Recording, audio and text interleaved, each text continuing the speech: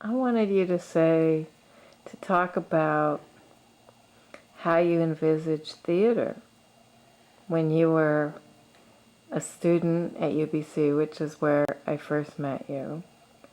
And then a little bit about how that evolved. How old were you when you knew that that was what you wanted to be doing? That I wanted to be in the theater? I think I must have been like 7 years old.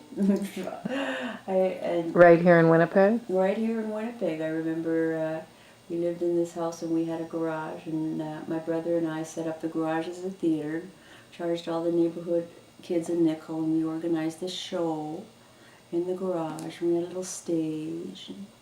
And I've always been interested in the theater. I've always loved it.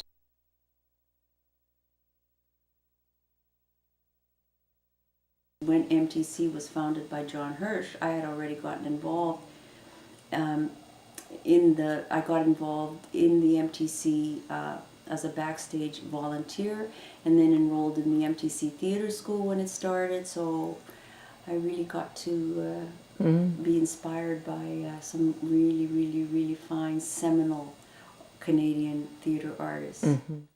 When you were in grad school at UBC, were you the only woman in the directing program? Yeah, I was.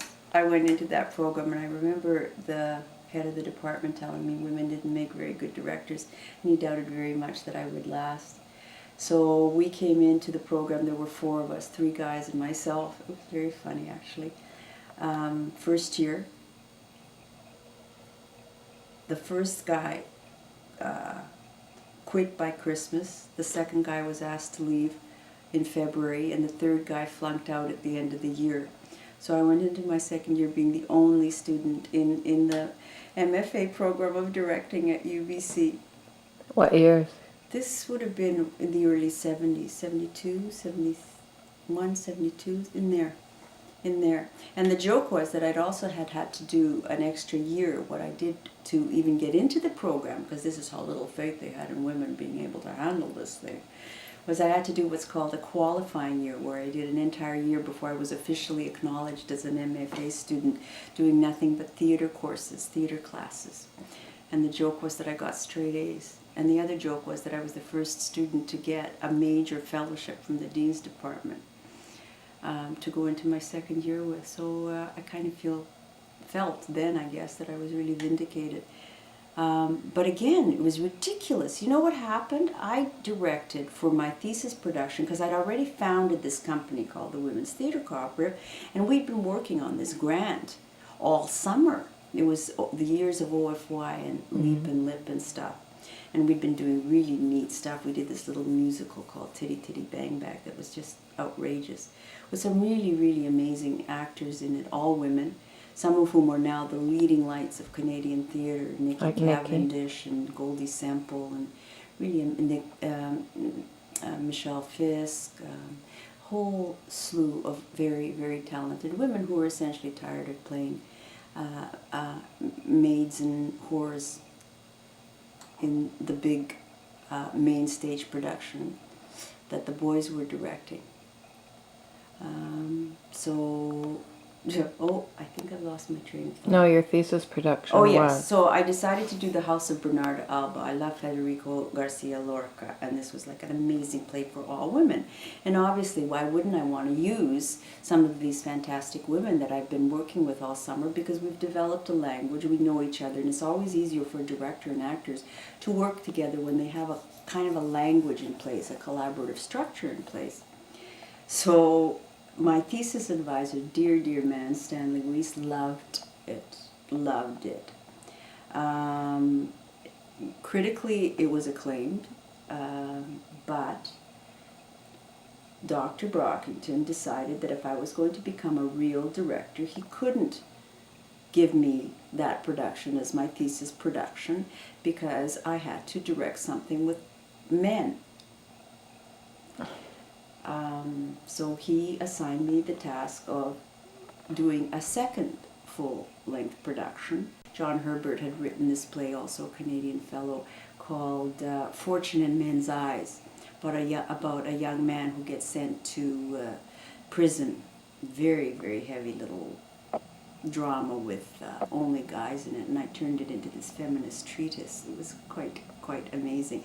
And also, radically, from a staging point of view, I set the whole thing inside a jail cell. Again, breaking all the rules. Everybody said, you can't do that. You can't put a barrier in front of the audience. They have to be able to have an uninterrupted, unimpeded view of the stage. So I managed to create the bars in such a way that the illusion was maintained, that if they put their hands in them, they couldn't just sort of slide through them, but nevertheless, it was all contained in this cell, and I had the audience sitting on 3 sides, so that there were several vantage points.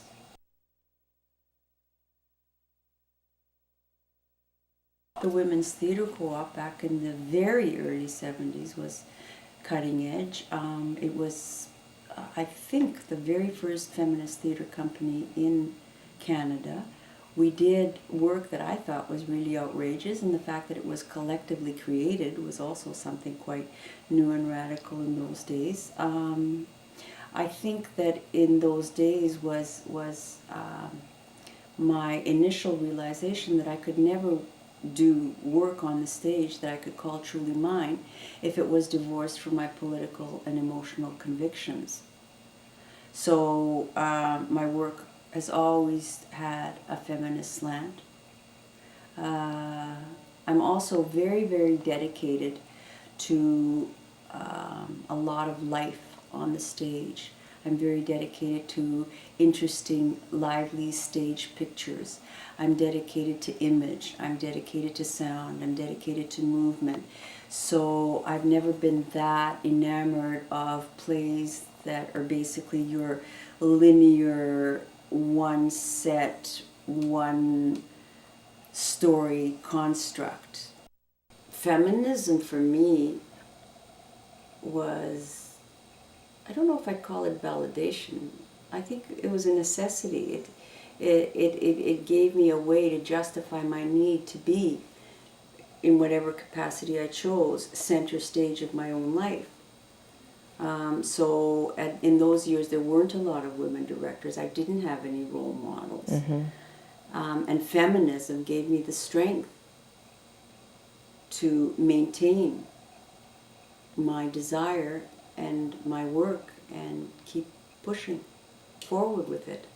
So was it like you had felt all those things and then there was a name for it, or when you heard the name for it and what people said it was standing for, you went like, yes, that's what I'm interested in? Well, let's just say I felt all those things and never had a name for it, never had a matrix for it, and all of a sudden there was one provided for me, and I just fell into it and got really excited.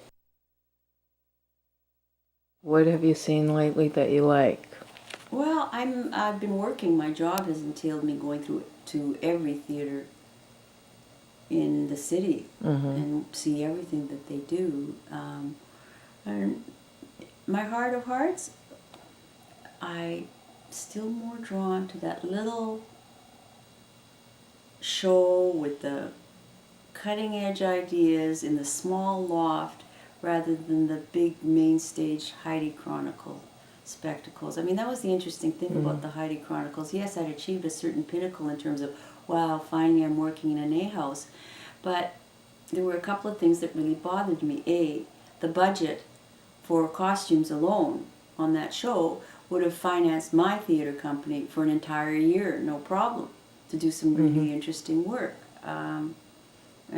So the imbalance between the haves and the have-nots.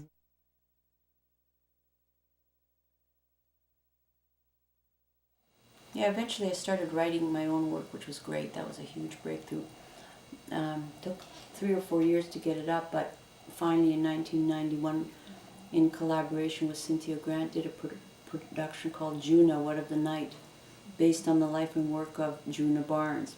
And that was a really, really good melding of all my ideas in terms of feminism and exploring what it takes for a woman to be an artist. I was very intrigued by what happens to this woman who was a cutting-edge artist in the 20s and 30s, and then virtually disappeared from sight and became a recluse and lived alone in a one-room apartment for 40 years. Where? Patchen Place is called, in Greenwich Oh, Village. yeah. Yeah. Yeah. And nobody did her work or anything? No. No. So do you think that play would fly now? Juna? Mm-hmm. Oh, yeah. It's a very, very interesting piece. And has anybody done it? No. Since you did it? No. The next play I wrote by myself, Eve, The Destruction of Eve, Mm-hmm. a feminist musical. Mm-hmm. And it was great. It was a revisionist take on the creation myth. Yeah. And God is a woman. Which I've always thought. Who's a Margaret Thatcher lookalike, but with a better hairdo. It's very funny. Because my process seems to be organic. It just develops and people start talking to me. And then... The characters? Yeah, The Destruction of Eve started as a monologue by Eve, and then she needed somebody to talk to, and the story developed when she got into a conversation with the Mary Magdalene. So who would have thunk? And then, of course, the Blessed Virgin Mary got involved. BVM. And then, of course, yeah, the BVM. And, of course, you couldn't do a play about the creation myth without Lilith. So once it was evident that it was going to be a play, then Lilith came forward, and then God had to have minions. So Uriel, I had 3 angels originally, but I had to cut 2 of them because of budgetary restrictions. Anyway, I thought they were important, but 1 angel stayed. In the rewritten big budget version, the other 2 will come back.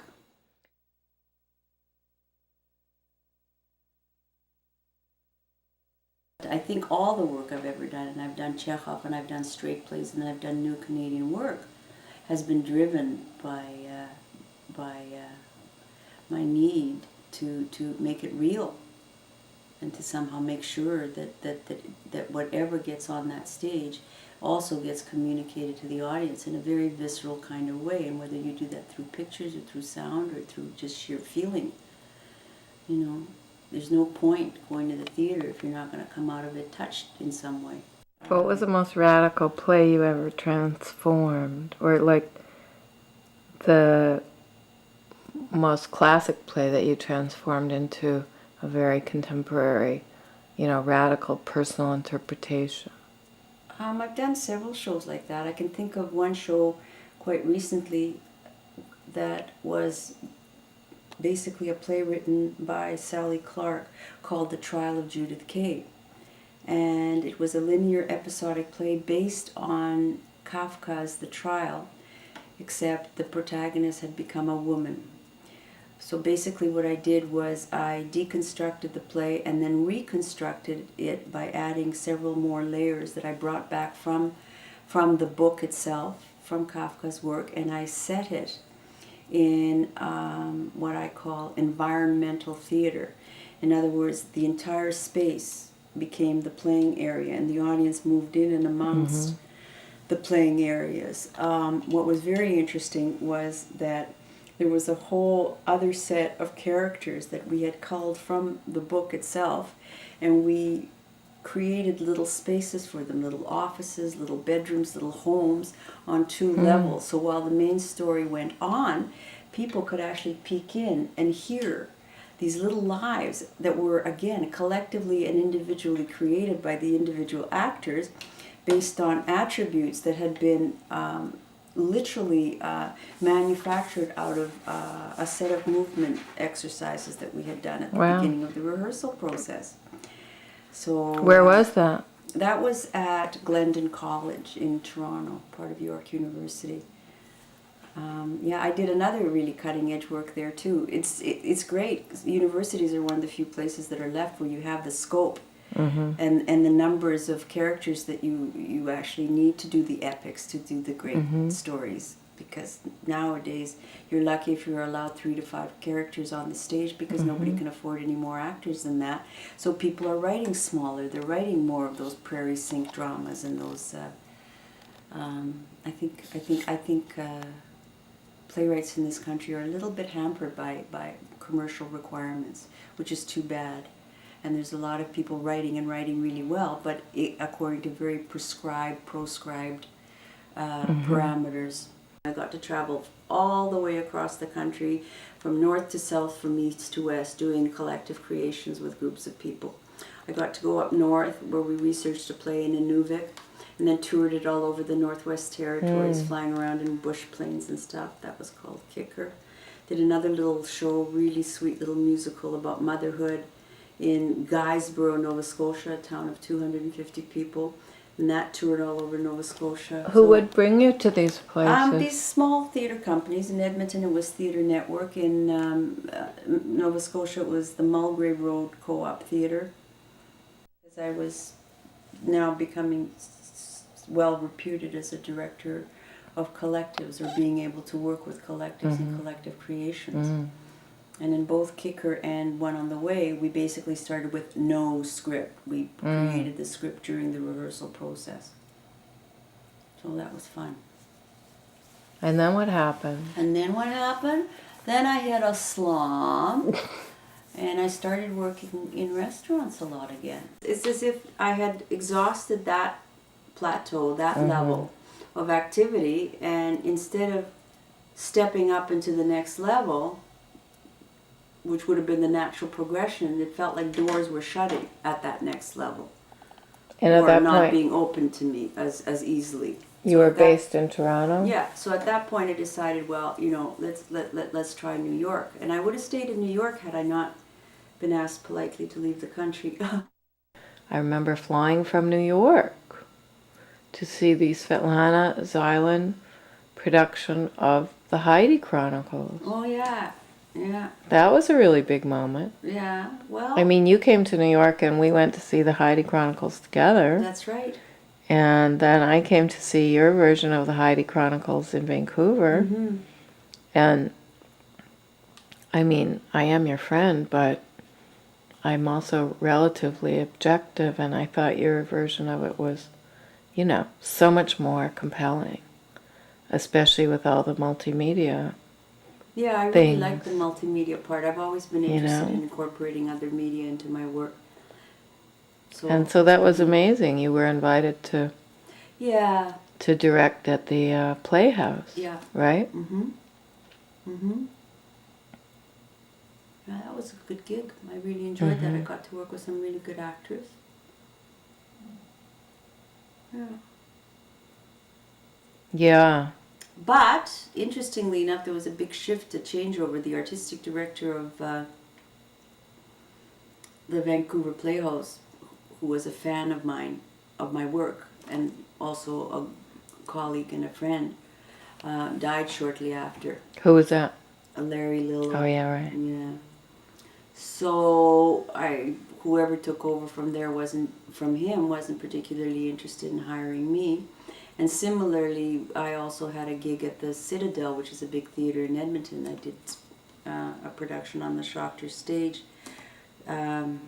Robin Phillips took over shortly after, and again, he had his particular, pardon the expression, stable of acolytes. And so again, I didn't fit. So somehow that was kind of one of the times when the door kind of shut, where you reach a certain level, and then the assumption is that you're going to then climb to the next level, and instead the door gets shut for whatever reason. So you move on and find something else.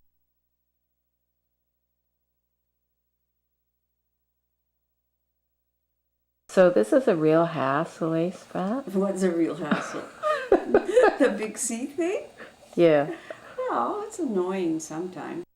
I'm seeing this whole thing as an opportunity to get all these things done that I've wanted to get done for a really long time, which have to do with spiritual growth and a kind of a movement forward into realms of care and nurturing around myself as opposed to other people. And so in a way, you can almost see this being ill as a gift of time to do nothing but worry about myself and learn some of the lessons that I've resisted learning over the years, which is, you know, how do you graciously accept help from people? How do you gracefully ask for help from people? And do all those things that are necessary when you're ill. You can't do things by yourself. The tumor has not shrunk, but in fact has grown some, so that it covers more than 50% of my liver, and it's still encroaching on that main artery to the heart, which was what made it inoperable originally. But now you can only lose up to 25% of your liver and it will regenerate itself, which means that the tumor literally not only has to shrink away from this main artery, but it has to shrink back now to at least 25 to 30%. I feel humbled by this whole thing. Mm-hmm. And there's nothing humiliating about anything that's happening to me.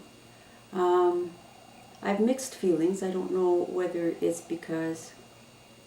Mixed feelings about the actual dying thing. I'm totally cool about it. If I have to die tomorrow, again, totally amazing that I would ever think this or feel this way, because I've always had such a thirst for life and such a burning desire to accomplish so much stuff. And obviously in terms of the list of to-dos for my life, I don't feel I'm anywhere close to all the things that I wanted to do. As Dr. Maximiak said, he said this particular protocol of chemotherapy is documented as having very dangerous side effects, and death is certainly one of them. But anyway, the point of the story was that if I die tomorrow, I'm not going to have any huge regrets. It's been a really, really interesting ride, despite the ups and downs, and there have been quite a few downs. It's been an interesting ride. I could go tomorrow and still feel that I've had an incredibly interesting life. Mm-hmm. And I'm very, very, very grateful. And that's the other thing that this illness has brought me, an awareness of how many, many wonderful people I have in my life. My friends are just so amazing.